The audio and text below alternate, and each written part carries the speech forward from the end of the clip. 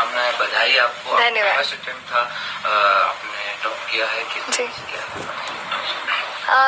Sir, पहले तो ये कहूँगी कि यूपीएससी देना एक या आईएएस बनना कहूँगी एक बचपन का सपना था, चाइल्डहुड ड्रीम।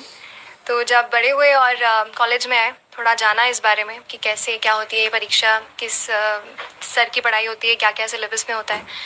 तो वो पढ़ने के बाद, जानने के बाद बहुत इंटरेस्ट लगा एंड लगा कि इस लाइन में जाना चाहिए, क्योंकि बहुत लोगों तक पहुंच सकते हैं, मदद कर सकते हैं, जो भी सोसाइटी में चल रहा है उससे टच्ड फील किया और इस लाइन में आने की डिसाइड किया।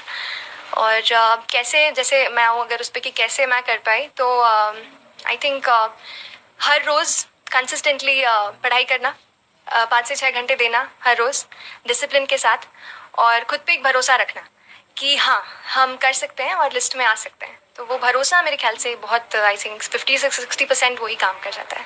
अभी आपकी महिलाओं की वैसे फिफ्थ रैंक पे क्या कुछ जब मुझे पता चला कि मेरी 5th रैंक आई है, जाहिर सी बात है मैं बहुत ज़्यादा खुश थी। लेकिन जब मुझे ये पता चला कि मैं ऑल इंडिया गर्ल्स टॉपर हूँ, तो मैं थोड़ी सी वो हुई, क्योंकि पिछली बार से देखा जा रहा था फर्स्ट सेकंड थर्ड रैंक पे हमेशा कोई ना कोई लड़की या महिला रहती है। तो वो मुझे लगा कि थोड़ा और बेटर अगर मेरी रैंक हो पाती तो मैं सारी लड़कियों को रिप्रेजेंट करके फर्स्ट उनके उससे वो आ पाती। उस वजह से थोड़ा सा डिसअपॉइंट हूँ। बाकी ओवरऑल तो काफ़ी खुश हूँ रिजल्ट से। इस सफलता का आप श्रेय किसको देना चाहिए? सफलता का श्रेय, यूपीएससी में सफलता, यूपीएससी एक बहुत बड़ी जर्नी होती है। 1-1.5 साल तक आप उस एग्ज़ाम में रहते हैं। तो बहुत सारे लोग हैं, मेरे मम्मी पापा सबसे पहले, जिन्होंने हमेशा सपोर्ट किया, जो भी प्रॉब्लम्स आई हमेशा मोटिवेट किया। मेरे कुछ खास फ्रेंड्स हैं जिनसे मैं कनेक्टेड रही, और कभी भी दिक्कत होती थी मुझे हमेशा विश्वास दिलाते थे कि मैं कर पाऊँगी। और मेरे भाई, फैमिली मेम्बर्स, और जो भी टीचर्स मेंटोर्स रहे हैं, जिनकी मैंने टेस्ट सीरीज़ ली या जो भी जिनसे पढ़ा, वो भी उनको भी मैं श्रेय देना चाहूँगी इसके रिज़ल्ट का। आपका फर्स्ट अटेम्प्ट आपने कब किया, कहाँ से किया, अपने एजुकेशन के बारे में? मेरी स्कूलिंग सबसे पहले तो बताऊँगी कि कामिल कॉन्वेंट स्कूल BHEL से हुई है, और उसके बाद मैंने ग्रेजुएशन किया LNCT से केमिकल इंजीनियरिंग में, और मैं 2018 यानी लास्ट ईयर ग्रेजुएट हुई हूँ। और उसके बाद बस मैंने परीक्षा दी और भगवान की दया से उत्तीर्ण हुई।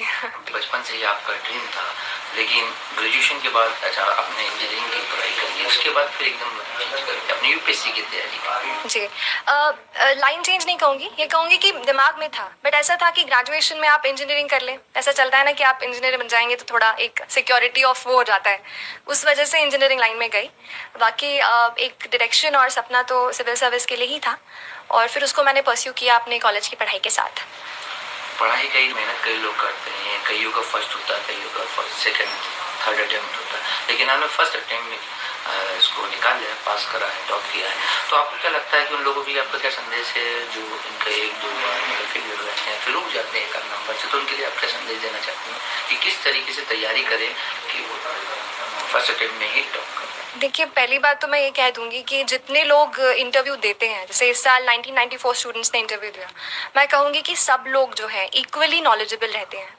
बस थोड़ा सा 19-20 का मैं कहूँगी फ़र्क होता है, क्योंकि जो कोई भी वहाँ पहुँचता है उसने काफ़ी पढ़ाई की होती है, काफ़ी सैक्रिफाइसेस करने पड़ते हैं और किए होते हैं, तब वो पहुँचते हैं।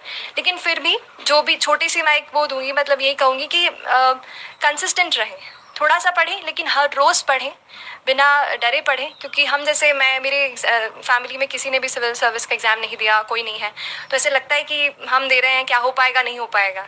लेकिन फिर भी खुद पे एक भरोसा रखें और सही डायरेक्शन पकड़ें। इस एग्ज़ाम में काफ़ी सारी बुक्स हैं, काफ़ी सारा मटेरियल है, तो आप यूपीएससी सिलेबस को रेफ़र करें, पास्ट या क्वेश्चन पेपर्स को देखें, कैसे क्या पढ़ाई की जाती है, और उसी को अपना मार्गदर्शक बनाएं, और उसी से मेरे ख्याल से होगा। आगे अब आप क्या है कि सोचती हैं कि महिलाओं के लिए, बच्चों के जी, मतलब आपने कुछ ऐसा प्लान किया होगा या फिर के साथ मन में है, क्या भावना है? मेरे मन में 3 चीज़ें हैं, 3 फील्ड्स हैं जिसमें मैं चाहती हूँ कि मतलब उसमें मैं काफ़ी काम करूँ। पहला तो महिला सशक्तिकरण का, महिला खुद हूँ, लेकिन उसके अलावा भी मैं कहूँगी कि महिलाओं की दशा थोड़ा और सुधारना, उनको और एम्पावर करना। दूसरी जो चीज़ है, जो मेरा फोकस मैं कहती हूँ, वो है एजुकेशन। एजुकेशन हमारे भारत के लिए बहुत ज़्यादा इस वक्त बहुत ज़रूरी है। बहुत सारा यूथ है, अच्छे से पढ़ेगा तो कंट्री भी आगे बढ़ेगी। और तीसरा जो मैं कहूँगी, आई थिंक ये 2 मेरे दिमाग में अभी आ रहे हैं। कई बार शिकायत करते हैं, हम लोग भी जाते हैं, हम लोग को मिलते हैं और अक्सर हम खबर देखते हैं कि बच्चे जो मोबाइल में जो एडिक्ट हो जाते हैं, उसमें गेम में या फिर व्हाट्सएप में, फेसबुक और सोशल मीडिया पे जी जी जी जी। कहीं ना कहीं पढ़ाई छूट जाती है। तो ऐसे बच्चों के लिए आप क्या संदेश देना चाहेंगे? ये तो बहुत इम्पोर्टेंट सवाल है, एस्पिरेंट्स के लिए भी और जनरल बच्चों के लिए भी। अभी हुआ ये सर, इंटरनेट हमारे लिए सबसे इम्पोर्टेंट चीज़ है। मैंने भोपाल से पढ़ाई किया, इंटरनेट में काफ़ी टाइम गुजारा, उसी से पढ़ाई लिखाई सब वहीं पे। लेकिन वो सबसे बड़ा डिस्ट्रैक्शन भी है। तो हमें ये ध्यान रखना है, पढ़ते हैं तो कोई भी सोशल नेटवर्किंग साइट से दूर रहें, और बच्चे हैं तो गेम्स एंड ऑल से तो दूर ही रहें। थोड़ा बहुत तो चलता है डेफिनेटली, हम रोबोट्स नहीं हैं, ह्यूमन बींग्स हैं, तो एंटरटेनमेंट चाहिए। लेकिन उसके अलावा हम ध्यान रखें कि हमारा जो लक्ष्य हमने डिसाइड किया है, जिसे हम पाना चाहते हैं, उसे उसके लिए निरंतर प्रयास करें।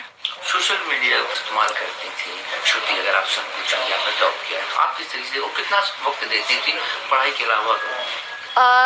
सोशल मीडिया साइट पे तो मैं नहीं रही जब मैं पढ़ाई कर रही थी।